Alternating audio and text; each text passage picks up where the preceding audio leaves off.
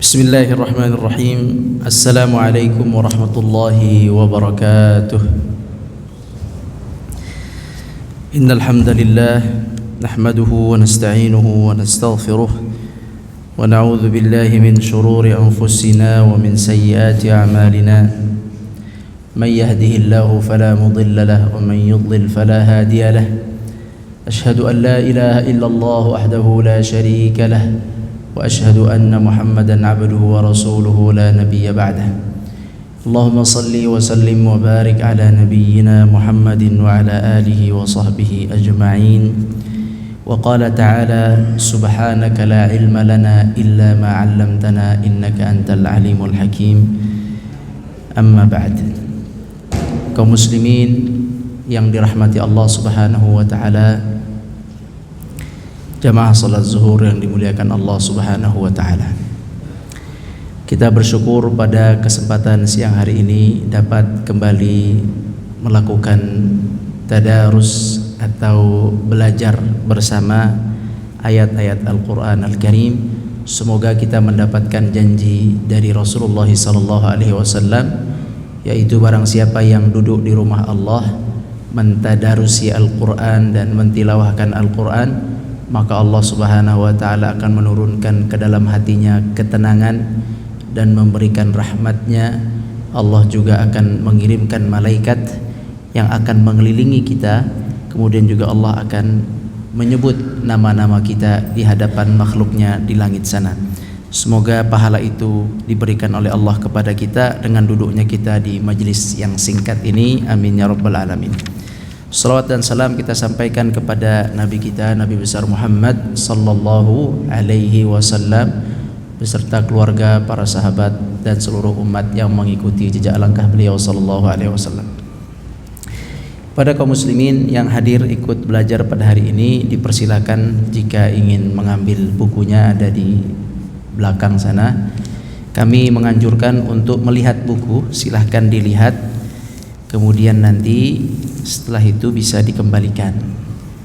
Silahkan diambil bukunya. Sekali lagi ana persilahkan, itu buku bisa diambil. Mudah-mudahan bisa didengar persilahkan ana ini. Barakallahu fikum. Baik, bismillahirrahmanirrahim. Kita akan membahas surat Al-Alaq dari ayat 11 sampai dengan terakhir insyaallah taala, yaitu ada di halaman 39 ya. Halaman berapa Ustaz? 39. Tafsirnya kita lihat di situ, tafsirnya surat Al-Alaq. Tafsirnya halaman 39. Halaman berapa Ustaz Malik? Di situ 39. Tafsir surat Al-Alaq. Hah? Baik. Ya, ada yang 41, ada yang 39, antara itu. Kalau yang tidak berwarna mungkin yang 41, yang berwarna 39. Baik, bismillahirrahmanirrahim. Kita baca kembali terjemahannya saja atau maknanya dari ayat 9, 10, 9, 10, 11, 12. Tafadhal Ustaz, 9, 10, 11, 12. Mohon dibaca ayatnya dan terjemahannya.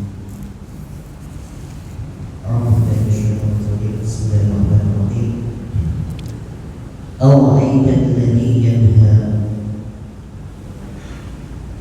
عبدا إذا صلى أرأيت إن كان على الهدى أو أمر بالتقوى.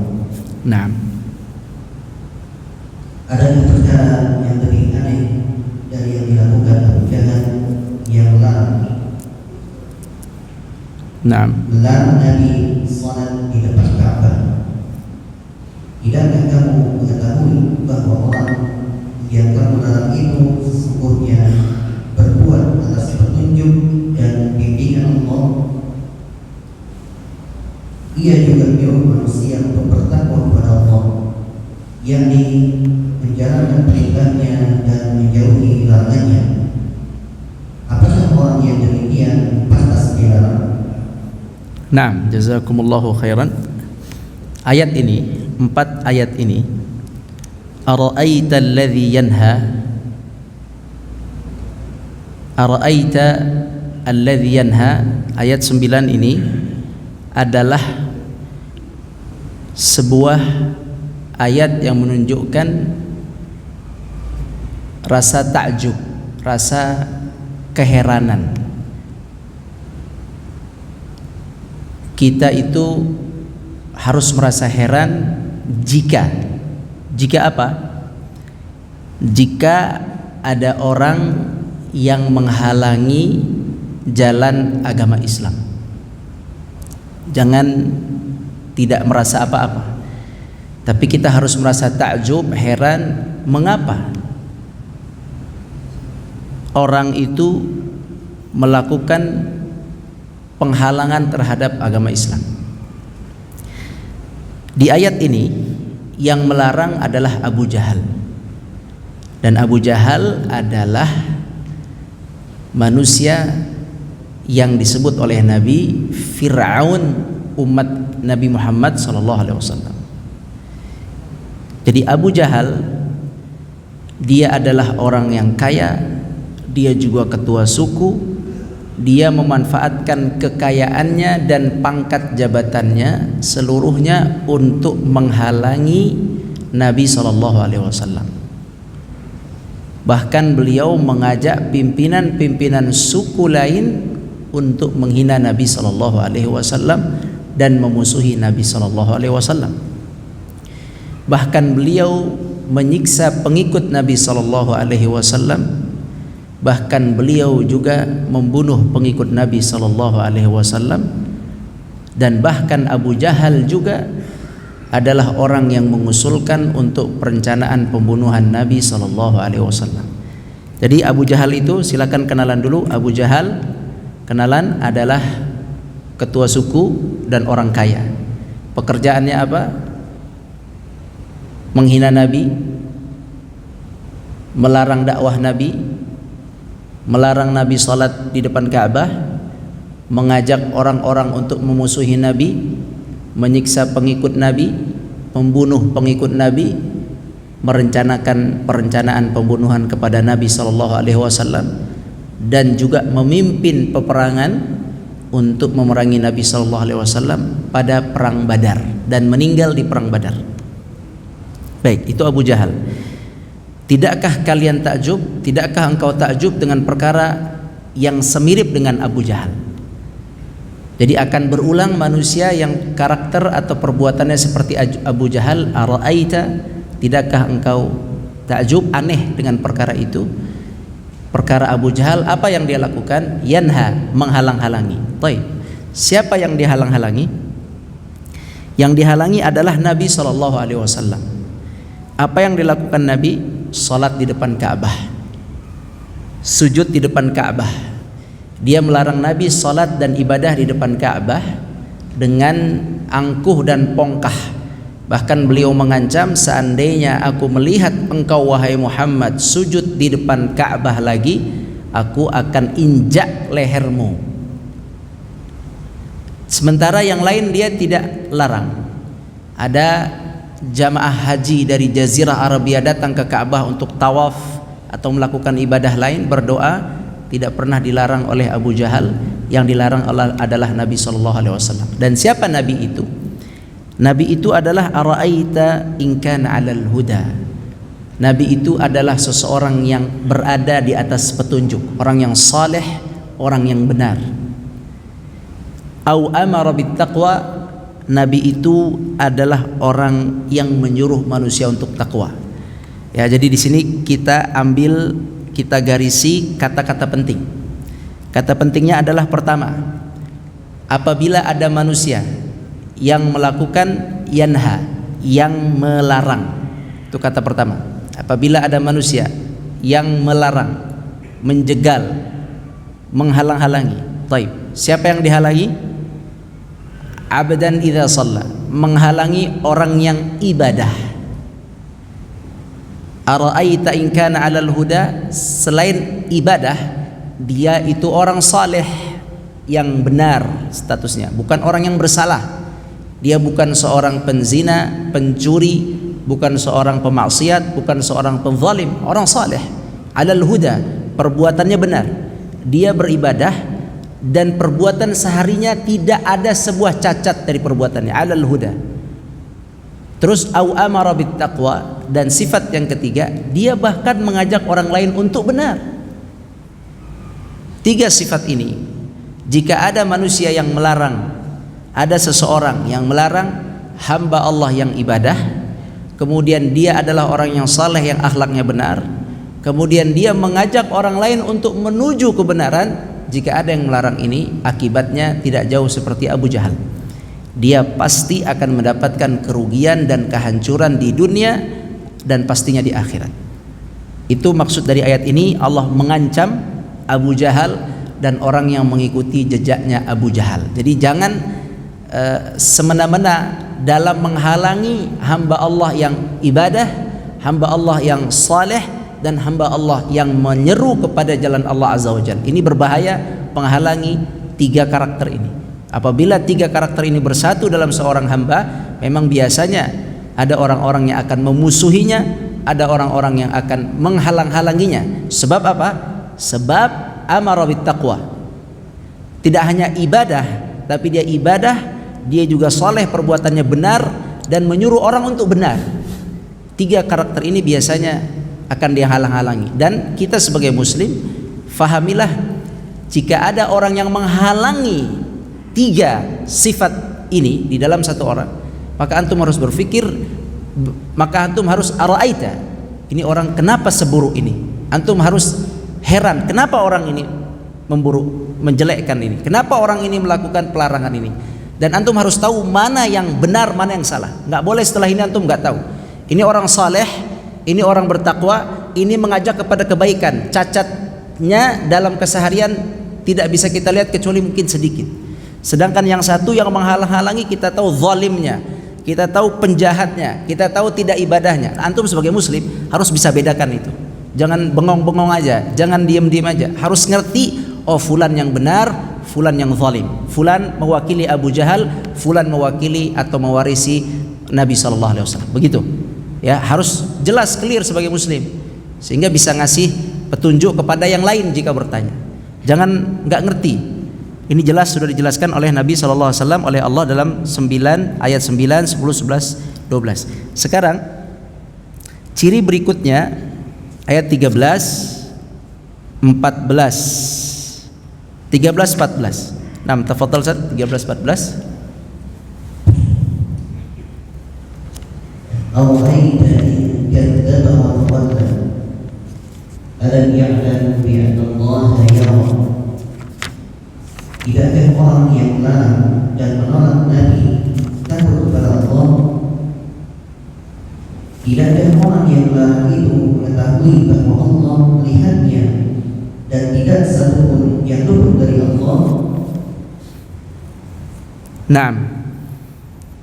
Tidakkah orang yang melarang dan menolak Nabi takut kepada Allah? Ara'aita in kadzdzaba wa tawalla. Tidakkah dia ini, Abu Jahal ini, atau pengikutnya dan penerusnya dan pewarisnya yang melarang dan menolak Nabi, tidakkah dia takut kepada Allah Subhanahu wa taala? Jawabannya, dia takut atau tidak? Dia tidak takut. Kenapa dia tidak takut? Sebab dijelaskan pada ayat 14, tidakkah orang yang melarang itu mengetahui bahwa Allah melihatnya dan tiada satupun yang luput dari Allah.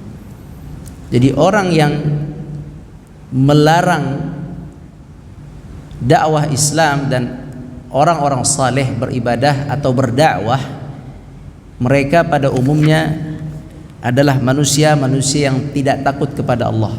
Mereka berpaling dari agama Allah, dan mereka ini sifatnya adalah tidak merasa diawasi oleh Allah. Alam ya'lam bi anna Allah yara. Tidakkah mereka tahu bahwa Allah melihat? Dan mereka itu tidak merasa, tidak faham, tidak mengerti bahwa Allah melihat apa yang dia lakukan. Jadi puncak seseorang bermaksiat dan zalim itu tidak merasa diawasi oleh Allah Azza wa Jalla. Membunuh, dia tidak merasa ada Allah yang mengawasi. Mencuri, dia tidak merasa ada Allah yang mengawasi. Berbuat zalim, tipu daya, dia tidak merasa ada Allah yang mengawasi. Maka kita sebagai muslim, dimanapun antum berada, dalam kesendirian, di dalam ketidaktahuan atau tidak ramai orang lain, hati-hati. Di dalam kesendirian atau kesepian itulah kita harus menghadirkan Allah Subhanahu wa ta'ala. Harus takut kepada Allah Azza wa Jalla dimanapun. Jangan hanya takut di masjid, setelah dari masjid ke ruang kantor, ke pasar, ke ruang bisnis, ke ruang investasi, tidak lagi takut kepada Allah Azza wa Jalla. Haram semua dilakukan. Maka kaum muslimin tidak merasa, sekali lagi, tidak merasa dimuraqabah atau dipantau oleh Allah, tidak merasa Allah maha melihat dan maha mengetahui, itu menjadi sebab seseorang itu menjadi zalim, seseorang itu bermaksiat. Maka pesannya adalah merasalah dipantau oleh Allah Subhanahu wa ta'ala. Kemudian ayat yang ke-15, 16, 17, 18, 19 ini satu cerita. Silakan dibaca, Ustaz. كلا لئن لم ينته لنسفعا بالناصية ناصية كاذبة خاطئة فليدع نادية سندع الزبانية كلا لا تطيعه واسجد واقترب. Nah, tidak seperti yang dibayangkan oleh Abu Jahal. Jika dia tidak berhenti menyakiti Nabi dan juga terus mendustainya, pasti kami akan seret tubuhnya ke neraka dengan kasar, yaitu ubun-ubun pendusta dan pemaksiat. Silakan ketika ubun-ubunnya diseret ke neraka, silakan ia memanggil para sahabatnya untuk menyelamatkannya. Di waktu yang sama, kami akan memanggil malaikat penjaga neraka yang kasar, yang perkasa dan kasar, yang selalu melaksanakan perintah dan tidak pernah mengabaikannya. Biarkan ia melihat kelompok mana yang lebih kuat dan berkuasa.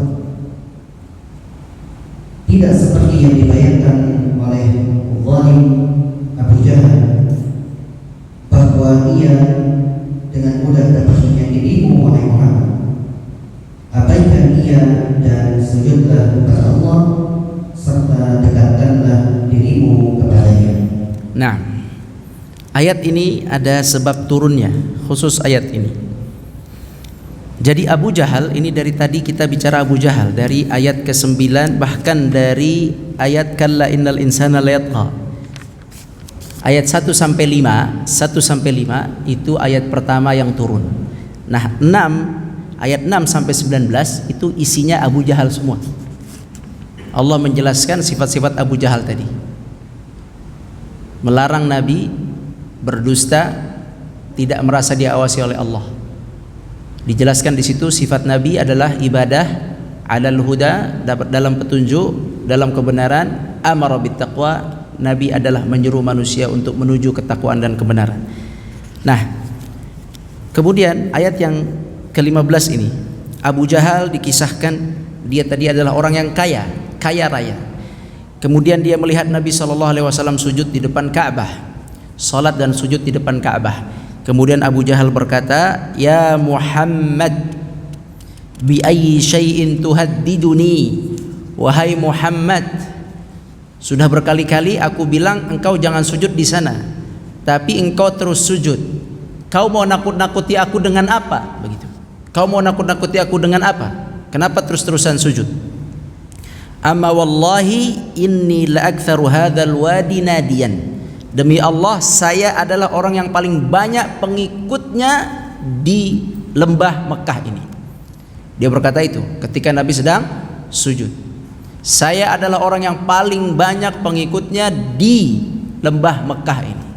Dia memang kaya, dia memang banyak pengikutnya, dan dia ketua suku Makhzum.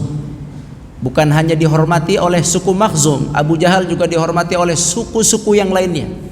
karena memang dia adalah pemimpin dan dulu dikenal dengan nama Abul Hakam, cerdas orangnya. Kecerdasannya membuat orang itu terpukau kepadanya. Dan dia, namun masalah Abu Jahal adalah sombong dan angkuh, tidak mau nurut kepada Nabi SAW, khawatir kehilangan jabatan dan kedudukan. Kebiasaan para orang kaya dan para pejabat tidak mau taat kepada agama Allah adalah sebab khawatir dia berada di bawah, khawatir dia jatuh dari kekuasaannya, atau dia tidak mau dan gengsi berada di bawah seorang dai yang miskin, di bawah seorang dai yang tidak punya pendidikan mungkin yang tinggi, yang tidak punya harta yang banyak. Begitulah terjadi juga di kaum Nabi Musa. Kaum Nabi Musa ketika dipilih oleh Allah Subhanahu wa taala raja yang disebut dengan Talut. Innallaha qad ba'atha lakum Taluta malika. Talut itu orang biasa, dipilih menjadi raja untuk Bani Israel. Apa kata Bani Israel? Wahai Nabi, kenapa Talut yang dipilih? Nahnu ahaqqu bil mulki minhu wa lam yu'ta sa'atan minal mal.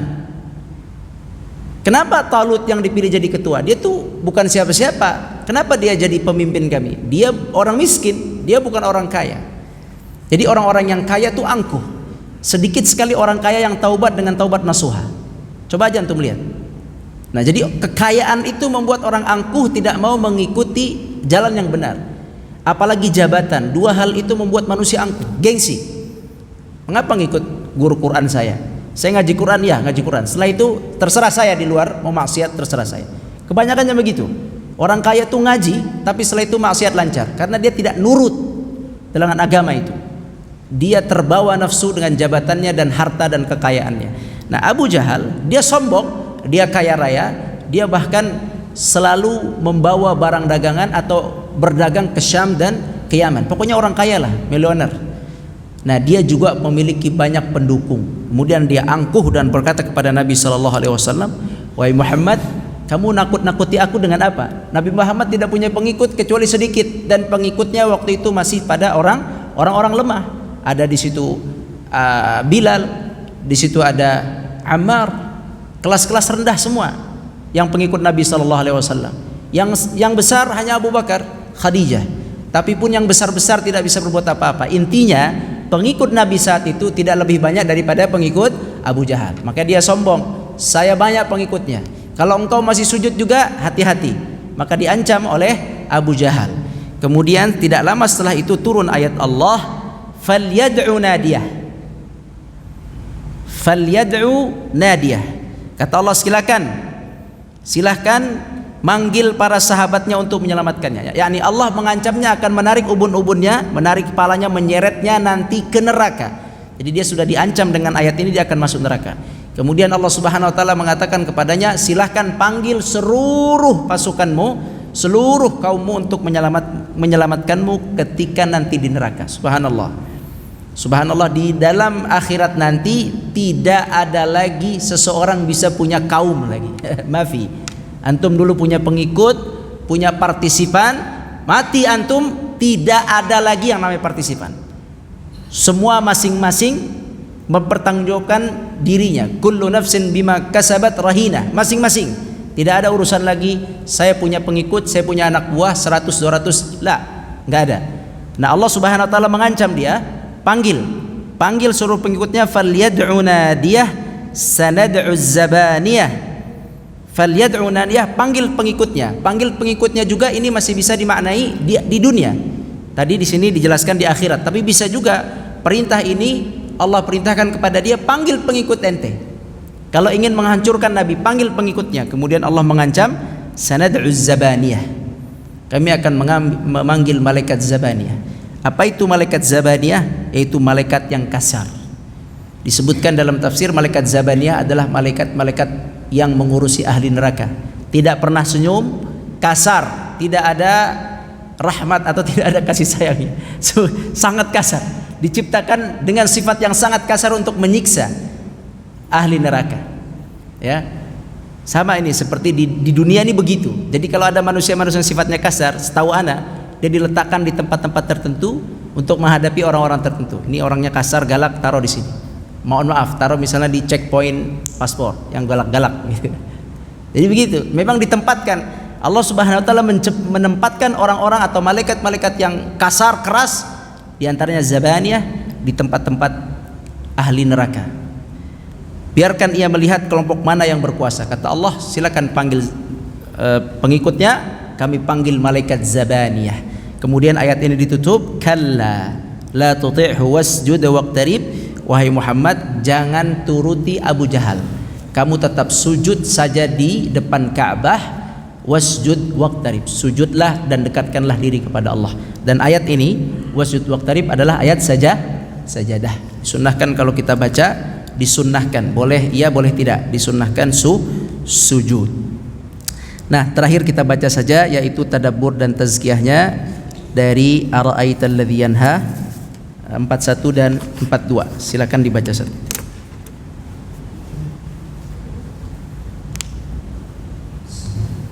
Ara'aital ladzi yanha 'abdan idza shalla.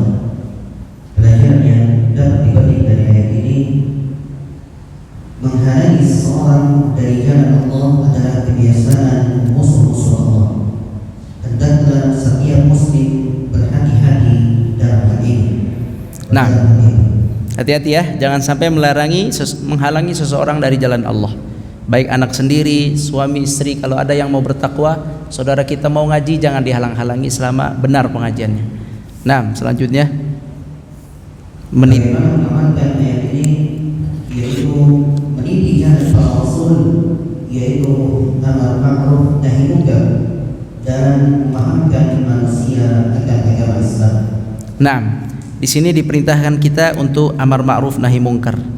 Amar ma'ruf mengajak kebaikan, nahi mungkar adalah menghalang kemungkaran. Ada 3 cara menghalang kemungkaran. Satu, dengan kekuatan antum, dengan tenaga, dengan tangan. Kalau tidak mampu, dengan lisan.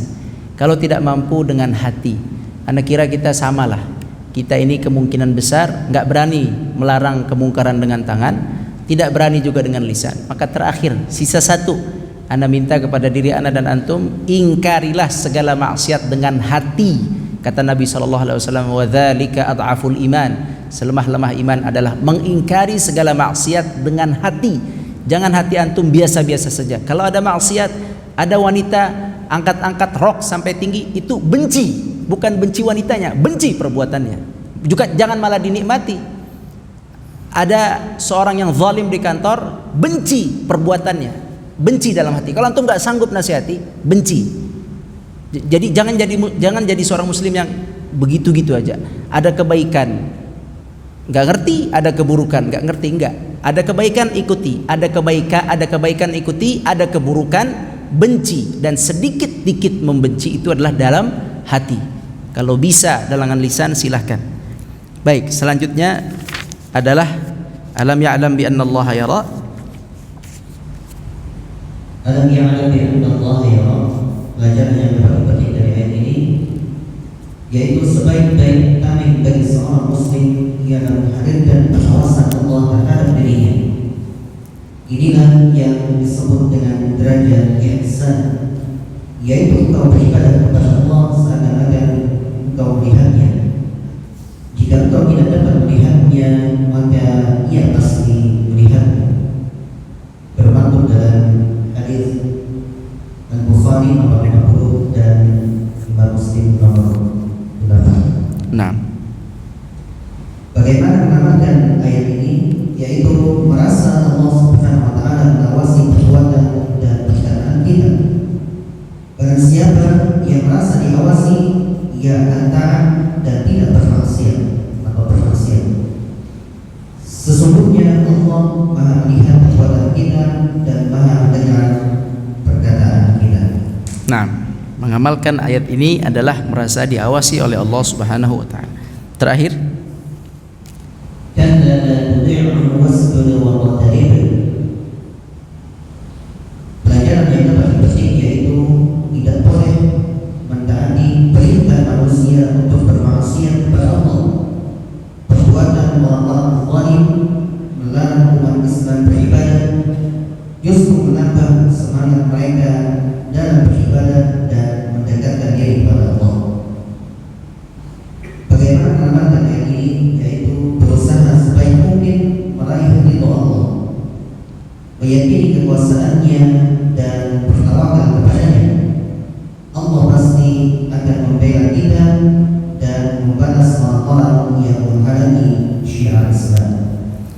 Jazakumullahu khairan, barakallahu fikum. Baik kaum muslimin yang dirahmati Allah Subhanahu wa taala, selesai pembahasan kita. Faedah yang bisa kita ambil adalah dalam tadabbur atau tadarus ini, amalan yang perlu kita asah adalah amalan hati. Maka di sini amalan kita adalah amalan hati. Yang pertama, amalan hati kita adalah ingkari segala kemungkaran dengan hati. Itu nomor satu, paling sederhana, ingkari segala kemungkaran dengan hati. Yang kedua, amalan hati kita, rasakanlah pengawasan Allah dimanapun kita berada. Allah maha melihat, Allah maha mendengar. Jangan bermaksiat di saat jauh dari kampung, berarti Anda tidak merasa diawasi Allah. Jangan bermaksiat ketika jauh dari atasan, berarti Anda tidak merasa diawasi oleh Allah. Jangan bermaksiat di saat di luar masjid, berarti Anda tidak merasa diawasi oleh Allah. Merasalah diawasi oleh Allah sehingga kita tidak berani bermaksiat sekalipun di atas gunung yang paling tinggi atau di tengah laut dalam kesendirian, sebab kita merasa Allah Azza wa Jalla mengawasi kita. Yang terakhir, pesan kita adalah bertawakallah kepada Allah, teruslah jalan di jalan Islam. Yakinilah barang siapa yang menjalani jalan Islam, ikuti semua hukum Allah. Jangan ikuti hukum manusia, ikuti hukum Allah. Pasti Allah akan memenangkan kita di dunia dan pastinya di akhirat. Demikian wallahu alam, semoga bermanfaat, semoga Allah memaafkan kita semua, mengampuni dosa-dosa kita, menguatkan iman kita, menjaga kita dan keluarga kita. Yang benar dari Allah, yang salah yang keliru dari ana, mohon maaf. Aqulu qouli hadza wa astaghfirullah li wa lakum. Wassalamu alaikum warahmatullahi wabarakatuh.